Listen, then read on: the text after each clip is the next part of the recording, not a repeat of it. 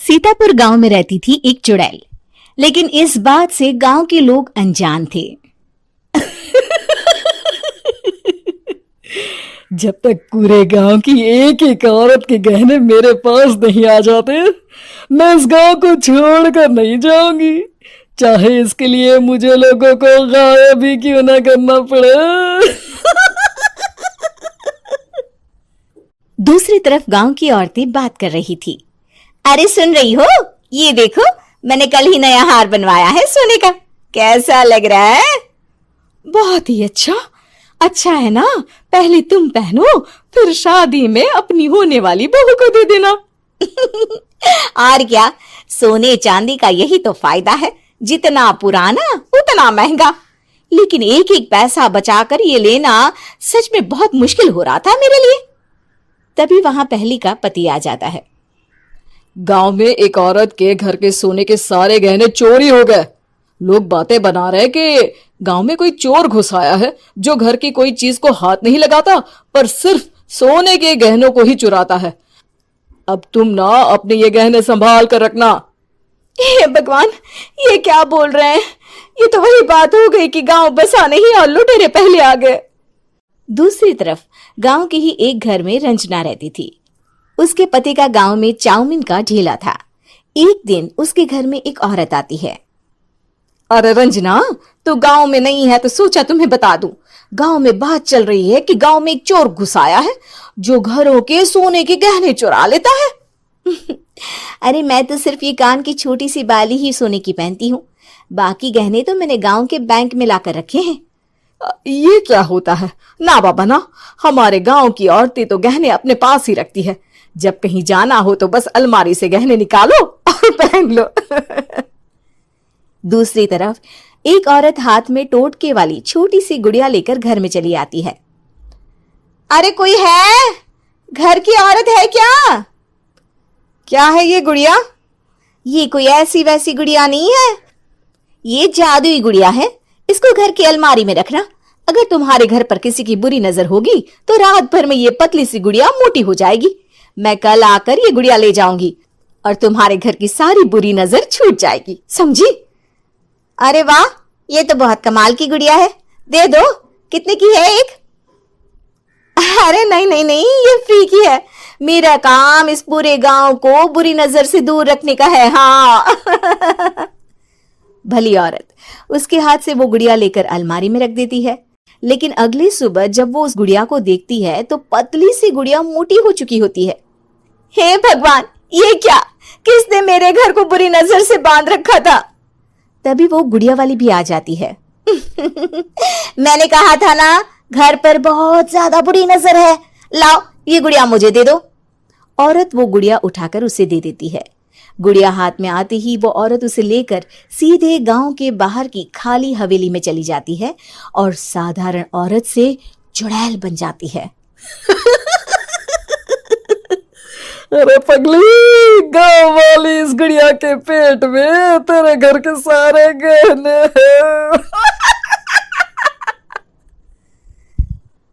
इतना बोलकर वो गुड़िया को फाड़ देती है और सारे गहने निकाल लेती है। वहीं दूसरी तरफ, हे भगवान, मेरे घर के सारे गहने चोरी हो गए। उस औरत के घर के आसपास लोगों का जमावड़ा हो जाता है और लोग बातें करने लगते हैं। लो जी, ये भी घर गया। पता नहीं कौन चोर है जो इतनी होशियारी से गहने चुरा लेता है। कुछ समझ में नहीं आ रहा कि कौन है। लोग तो घर से कहीं जाते भी नहीं है, न ताला लगे न घर खाली हो, फिर भी रातों रात गहने चोरी हो जाते हैं। अरे हम तो कहते हैं लोगों को बारी बारी चौकीदारी करनी चाहिए, चोर को तो पूरे गांव वाले मिलकर पकड़ ही लेंगे। लोग बारी बारी घरों की चौकीदारी भी करते हैं, लेकिन चोरी होने का सिलसिला रुकता ही नहीं। फिर एक दिन रंजना के पड़ोस से भी रोने की आवाज आती है। अरे आज ही घर की बुरी नजर उतरी और आज ही सारे गहने भी चोरी हो गए। कैसी बुरी नजर? क्या हुआ था? तभी वहां उस औरत का पति भी आ जाता है जिसके घर में गहनों की चोरी हुई थी। हाँ, मेरी बीवी ने भी किसी गुड़िया को घर में बुरी नजर उतारने के लिए रखा था, लेकिन अगले दिन गहने चोरी हो गए। अब रंजना को कुछ कुछ बात समझ में आ जाती है। वो गांव वालों से कहती है, देखिए अब आप लोग चिंता ना करें, जल्द ही चोर पकड़ा जाएगा। उस नजर उतारने वाली गुड़िया को आज मेरे घर कोई भेज देना। फिर क्या था, चुड़ैल को लोग रंजना के घर भेजते हैं। पहली बार देखा है कोई खुद लूटने को तैयार बैठा है। तो तू है जिसे घर की बुरी नजर उतारनी है? ये ले गुड़िया, ये सुबह तक मोटी हो गई तो समझो तुमको और तुम्हारे घर वालों को नजर लगी है। हाँ हाँ, मैंने काफी सुना है।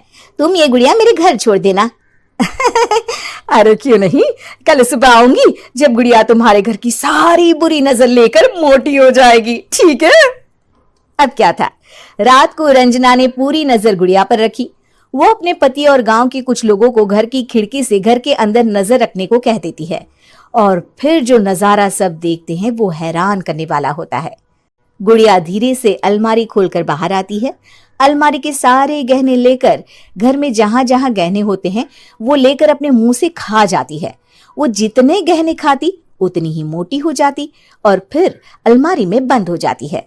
गांव वाले डर के मारे वहीं बेहोश हो जाते हैं। लेकिन सुबह जब वो औरत गुड़िया लेने आती है, रंजना उसका सामना करती है। ये देखो, गुड़िया कितनी मोटी हो गई है। लगता है मेरे घर में बहुत लोगों की नजर लगी है। लाला, ये गुड़िया मुझे दे दे। अरे बहुत कीमती गुड़िया है ये। तेरे घर की सारी बुरी नजर मैं गांव के बाहर वाली हवेली में फेंक आती हूँ। शाम को फिर लोगों के घर इसे लेकर जाना है ना। इसमें तो मेरी जान बसती है, जान। रंजना गुड़िया को चुड़ैल की तरफ बढ़ा देती है, लेकिन फिर वापस ले लेती है और गुड़िया के हाथ मोड़ देती है। जैसे ही गुड़िया के हाथ मोड़ती है, चुड़ैल का हाथ भी मुड़ जाता है। अच्छा, तो ये वो गुड़िया है जिसमें तुम्हारी जान बसती है। अब सुन चुड़ैल, तेरी सारी हकीकत सबके सामने आ गई है। या तो गांव वालों के गहने लौटा दे, नहीं तो मैं इस गुड़िया की गर्दन मोड़ दूंगी। चुड़ैल डर जाती है। अरे नहीं नहीं, मेरी गुड़िया दे दो, मैं सबके गहने वापस कर दूंगी। ठीक है, अब भी जा और सबके सारे गहने वापस कर। चल निकल यहां से। चुड़ैल सबके गहने लौटाकर रंजना के पास आती है। ला दे मेरी गुड़िया रंजना, इसके अंदर के गहने निकाल ले, लेकिन गुड़िया वापस दे दे। लेकिन रंजना जानती थी कि जैसे ही गुड़िया चुड़ैल को देगी उसकी शक्ति वापस आ जाएगी। चुड़ैल, तू तो चुड़ैल ही रहेगी, ये मैं जानती हूँ। अरे नहीं नहीं नहीं, मैं गांव छोड़कर चली जाऊंगी, किसी को परेशान नहीं करूंगी, वादा करती हूँ मैं। लेकिन रंजना उसकी एक बात नहीं सुनती और गुड़िया का सर उसके शरीर से अलग कर देती है। चुड़ैल सर अलग होते ही गायब हो जाती है। गांव वाले रंजना के साहस और बुद्धि की खूब प्रशंसा करते हैं।